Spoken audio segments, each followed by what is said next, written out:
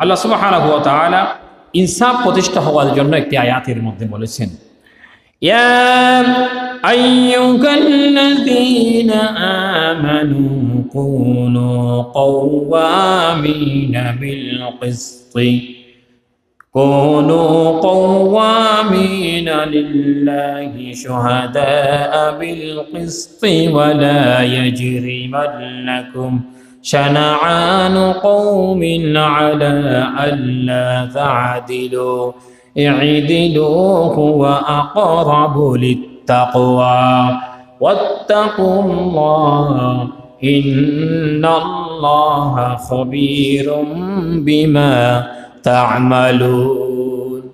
আল্লাহ সুবহানাহু ওয়া তাআলা বললেন, হে মুমিনগণ, তোমরা আল্লাহর উদ্দেশ্য বিধানসমূহ পূর্ণরূপে প্রতিষ্ঠিত করো।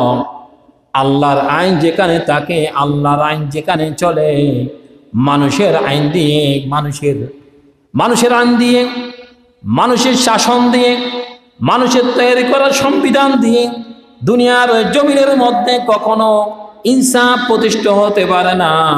কিন্তু আল্লাহর আইন দিয়ে গোটা মক্কা মদিনা নয়, এই সমস্ত পৃথিবীর মধ্যে যে আইন প্রতিষ্ঠিত হয়েছে, এই আইন যদি গোটা দুনিয়ার মধ্যে চলে, সারা পৃথিবীর মধ্যে ব্যভিচার থাকবে না, অন্যায় থাকবে না, জুলুম থাকবে না, নির্যাতন থাকবে না, নিপীড়ন থাকবে না, মানুষ হত্যা থাকবে না, দর্শন থাকবে না, চুরি থাকবে না, ডাকাতি থাকবে না, রাহাজানি থাকবে না। দিনের বেলায় রাতের বেলায় সম পরিমাণে মানুষ চলাফেরা করবে। কোনো মানুষের কাছে বই থাকবে না, শুধুমাত্র একটা বই থাকবে, লা ইয়াখাফু ইল্লাল্লাহ।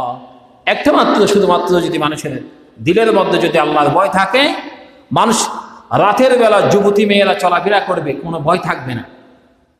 মানুষ টাকা নিয়ে, বস্তাভর্তি টাকা নিয়ে সমাজের মধ্যে মানুষ চলাফেরা করবে, মানুষের কোনো ভয় থাকবে না।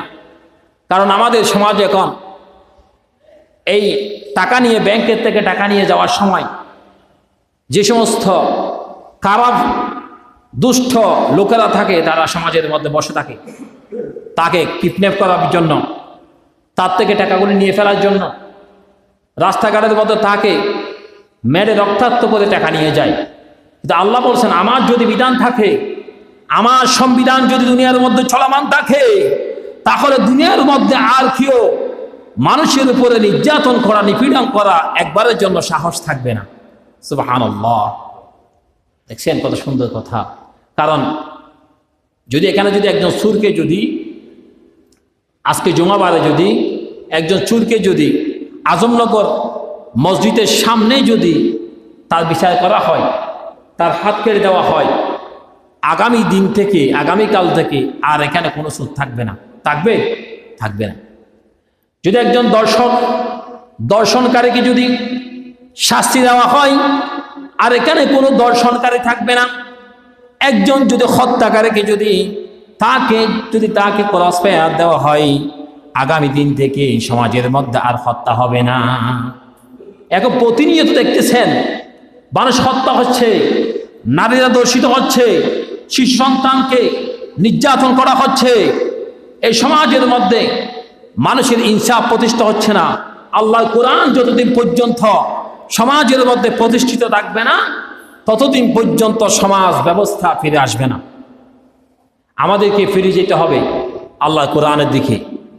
আমরা যদি মনে করি আজকে 2025 সালের মধ্যে আধুনিক প্রযুক্তির যুগে, সোশ্যাল মিডিয়ার যুগে, এই প্রযুক্তির যুগে আমরা 1500 বছরের পিছনে রসুলের জিন্দাগিতে যাওয়ার দরকার নাই।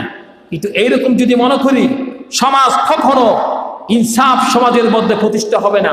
আর যদি ইনসাফ যদি প্রতিষ্ঠিত না থাকে, প্রত্যেকটি সমাজের প্রত্যেকটি জায়গায় রন্ধ্রে সমাজের মধ্যে অন্যায় জুলুম ঢুকে যাবে। এই জুলুমের মধ্য দিয়ে আমাদেরকে পৃথিবী থেকে বিদায় নিতে হবে। আমাদেরকে রসুলের আদর্শ মোতাবেক জিন্দাগি চালানোর জন্য কেউ বলেছে এই দল ভালো, কেউ বলেছে অমুক দল ভালো, দল কোনটা ভালো সেটা আমাদের দেখার বিষয় নয়, কার কাছে ইনসাফ আছে আমরা এটা দেখি। যদি খারাপও হয়, দল যদি খারাপ হয়, ব্যক্তি যদি ভালো হয়, আমরা তাকে পছন্দ করি। একজন আমাদের নন্দিত মুফাসসির ছিলেন, যার নাম হচ্ছে